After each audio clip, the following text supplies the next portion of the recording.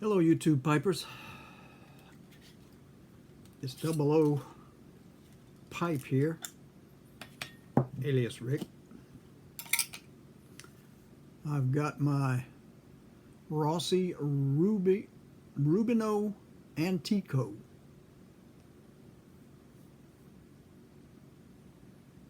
I don't know when's the last time I smoked that, but I am not fooling around with any of those others. I'm pulling my Codger Hall out because I haven't had that in several days. So loosen that up some so it'll come out of the jar, because when I packed it in good.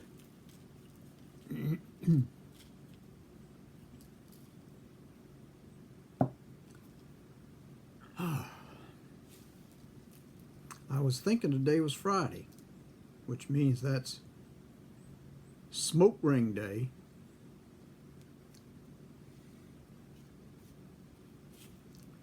But it ain't. It's Thursday. But I didn't get a pipe in yesterday, so I wanted to do one today. I can't think what happened I think I fell asleep. I just fell slap asleep. Each night, I get up twice to take Hunter outside. I don't know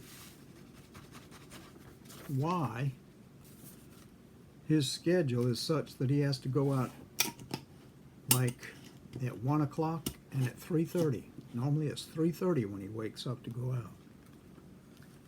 I don't know why he can't wait till the day. Like I say, at night, like every 2 hours. In the daytime, like 6 hours in between going out. Do you understand that? Because I don't. But anyway, so I thought I would poke in some Codger Hall into my Rossi Rubino Antico and see if I can keep it lit for more than half a minute.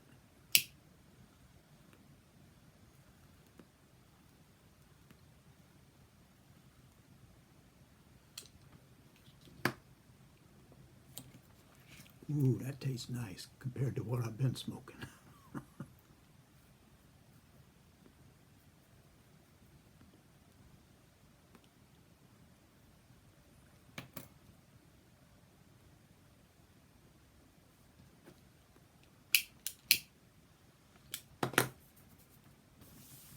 I don't know why that happens.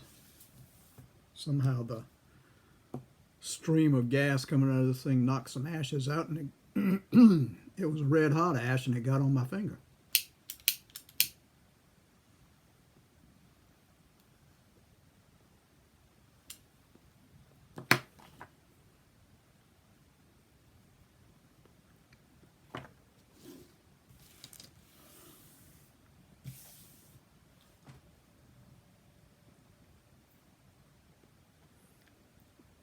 There it is, that apple blossom flavor.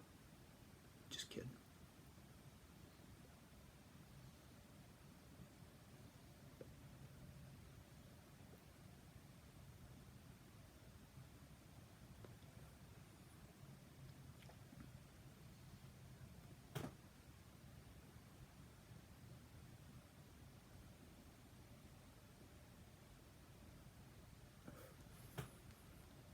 Don't have a breeze coming in. Must be why that's so easy this time. I've seen a lot of people doing these smoke rings, and when they're blowing the smoke out, they move their lips at the same time. Now that's going to break up the smoke. You have to hold your lips still and pucker it a little.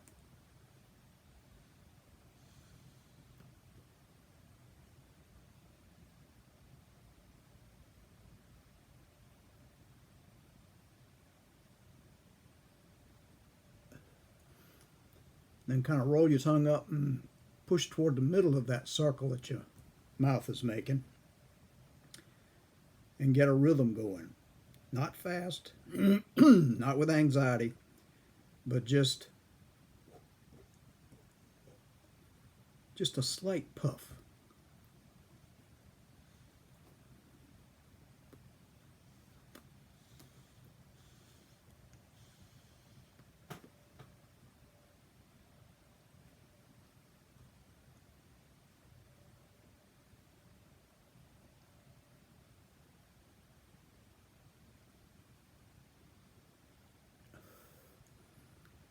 think I got anxious there. Actually, I had too much smoke and it was backing up.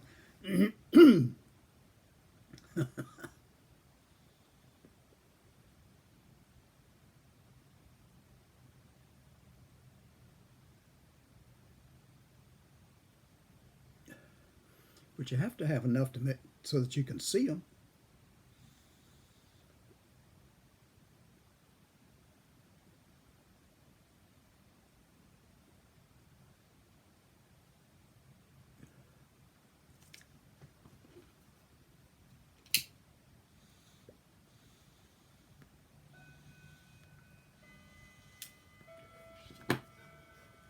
All right, let's try it again.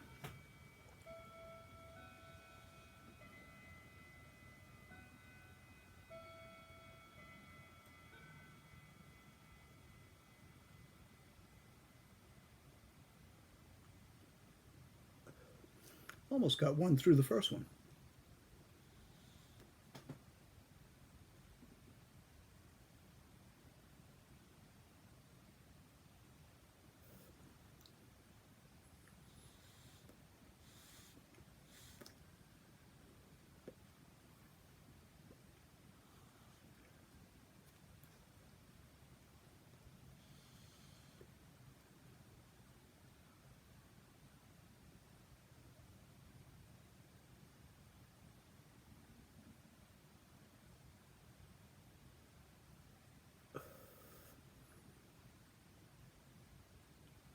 Getting dizzy now. One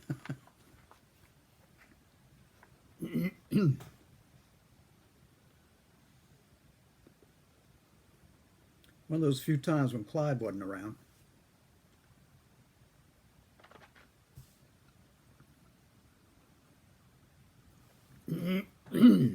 He taught me how to make a slingshot out of coat hanger.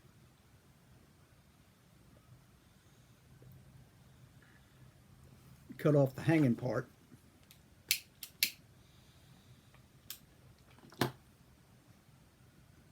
And bend it so that you have a U, and then you cross over the other sides, bend them up so that you have almost a square, and then you bend over the corners. I guess you bend them to the outside with some needle nose pliers, and you would pull 3 rubber bands together. He had a paper route, and he used to have rubber bands galore. So he showed me how to attach 3 rubber bands for each side and attach one to a piece of leather that he would cut out of an old shoe or something. And then we'd attach those to the arms, which made a fairly good slingshot. When you pulled it back, it would bend backwards a little, but it held steady. Anyway, we had both made them. He showed me how, and I made one too.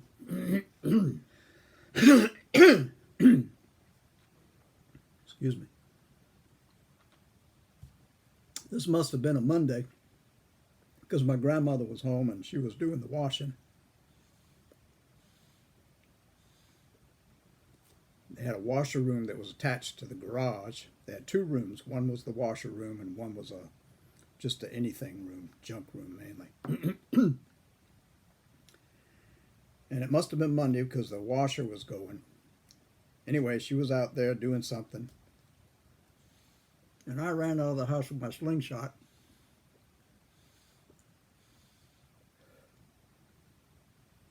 And she told me, "Don't slam that door." And I said, "Yes'm." And immediately forgot that because it always slammed when I came running out. I mean, it's a southern tradition for little boys when they're running outside. No matter how many times grown-ups tell them not to do that.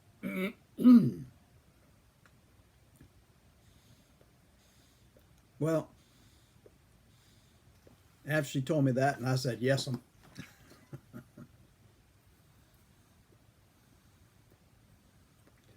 you you always agreed with the grown-ups when they told you to do something.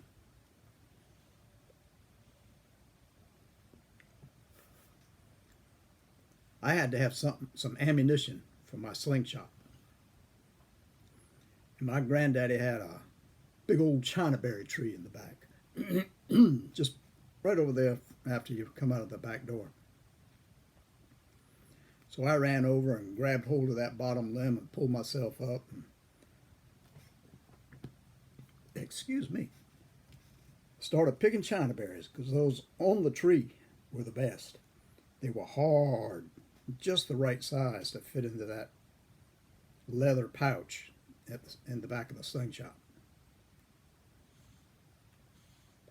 Well, I started picking and shoving them in my pocket until my pocket was bulged out and the circulation in my leg was going numb. And I figured I had enough, so I jumped out of the tree.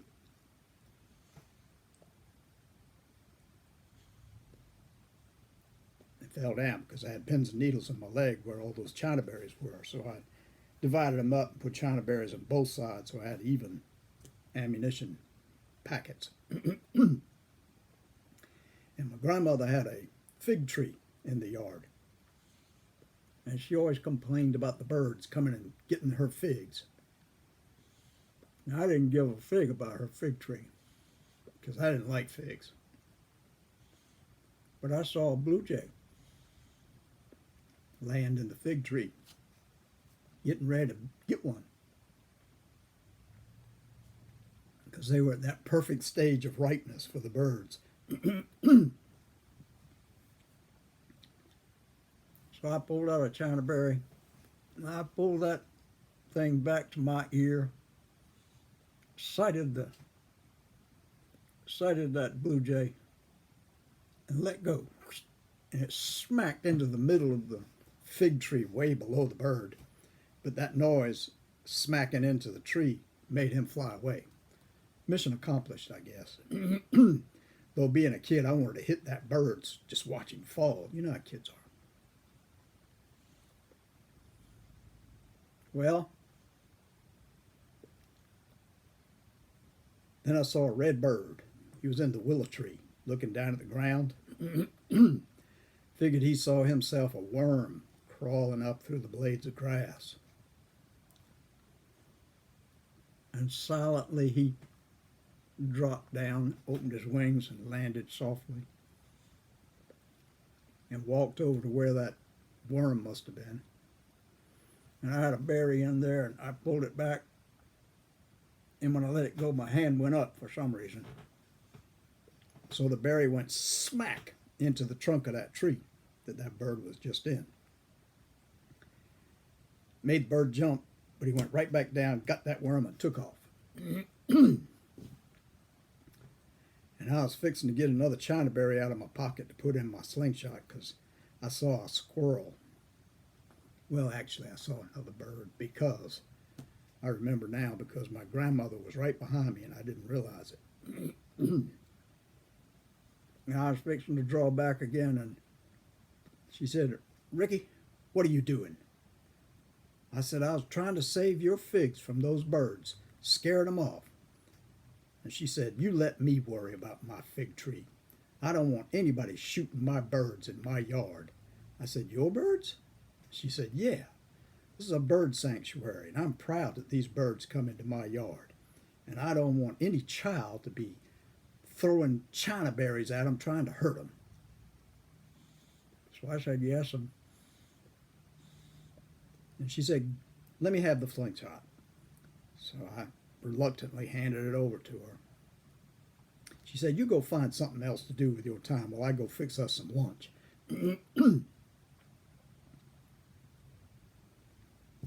So I said, "Yes, and she walked back into the house, and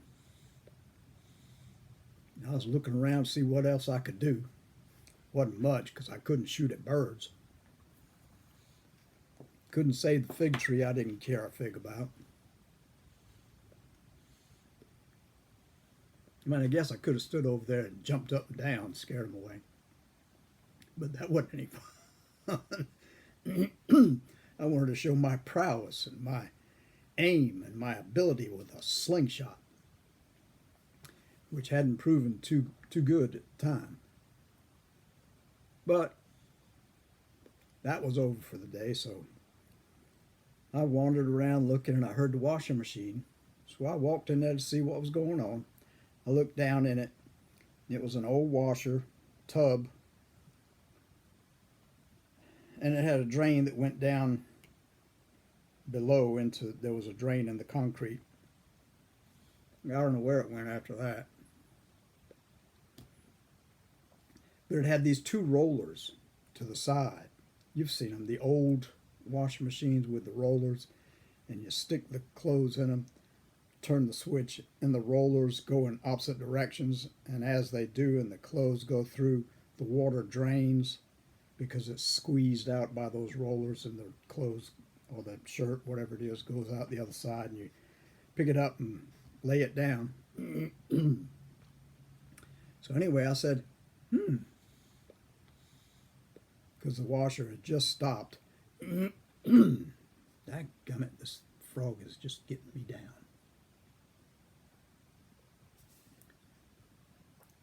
So I said, I'll try it. It was draining out, and the clothes were a little above. I picked up a sopping wet shirt, and I turned the thing on because the switch was right there and I could see it. And the rollers started, and I put the shirt in, and sure enough, it went through the rollers, squeezing that water out into the tub. Coming over this side, it was damp, but it wasn't sopping wet like it had been. It wasn't just a clump of wet clothes. And I put it to the side, and I grabbed something else, did the same thing. And I was getting right proud of myself. I said, I'm helping my grandmama.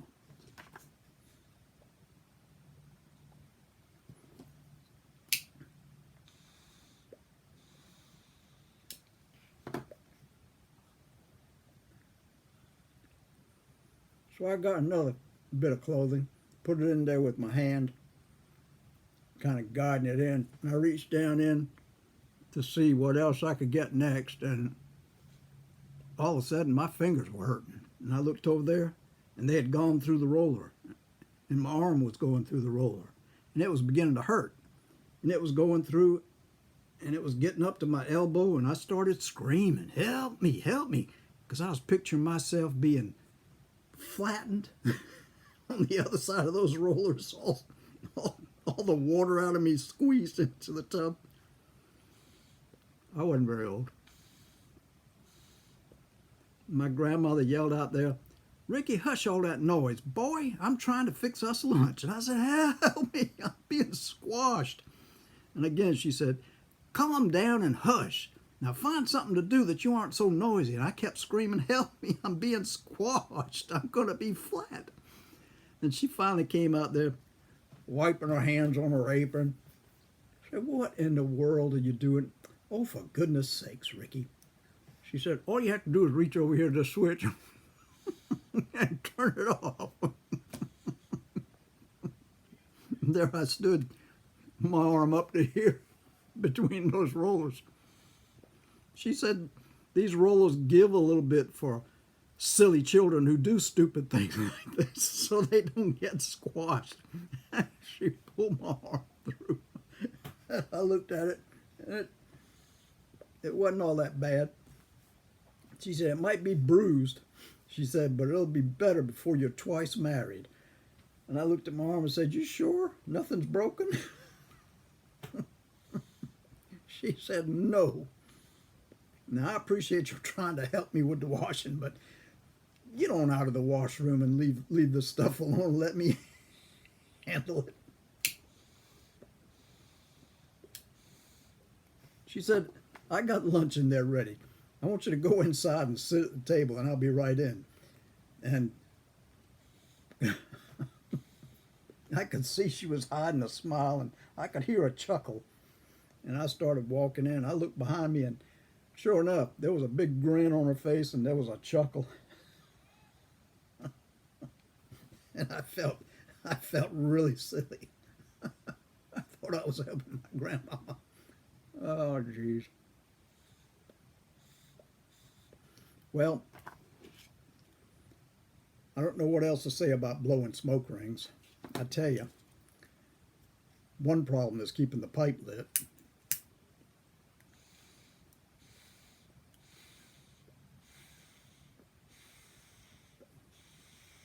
At least for me it is.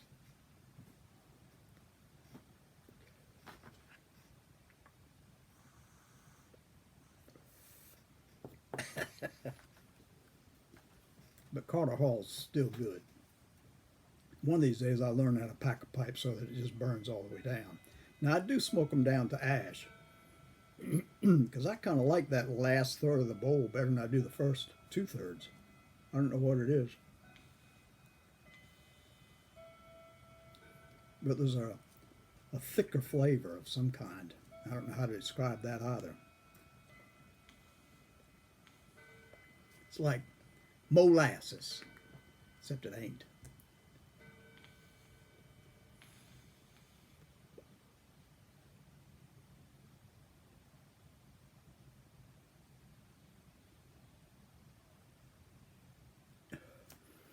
Well, that's how I do it. I keep my mouth round, puckered a little so the inside of my lip takes the smoke as it goes through. I don't know whether it's slippery or what, but it seems to help the forming the rings. And then I just kind of get my tongue like that and slowly push the smoke.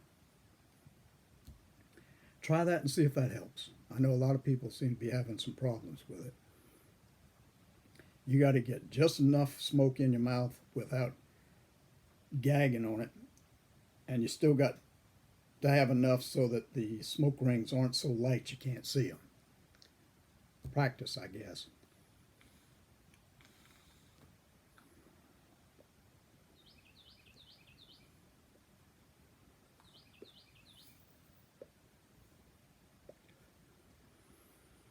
And try making a homemade slingshot. I bet you haven't shot a slingshot in ages. And those store-bought ones might be powerful, but they're just too darned expensive, and they're no fun. Making your own's what's fun. All right, folks, I appreciate your listening to my twaddle. Take care of yourselves.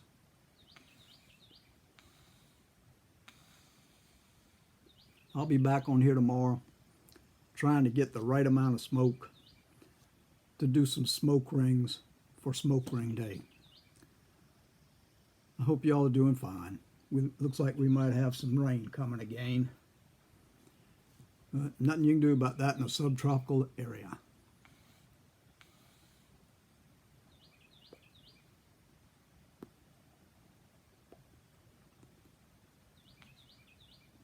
Thank you for listening.